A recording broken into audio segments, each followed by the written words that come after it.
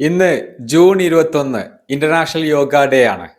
ലോക സൗഖ്യത്തിനായി 5000 വർഷത്തിലധികം പാരമ്പര്യമുള്ള ഭാരതത്തിന്റെ യോഗ മക്കരപ്പറമ്പ് മെക്സവൻ മെമ്പേഴ്സും മക്കരപ്പറമ്പിലെ പൗരപ്രമുഖരും ചേർന്ന് ഇന്ന് ഇന്റർനാഷണൽ യോഗ ഡേ ആചരിക്കുകയാണ്.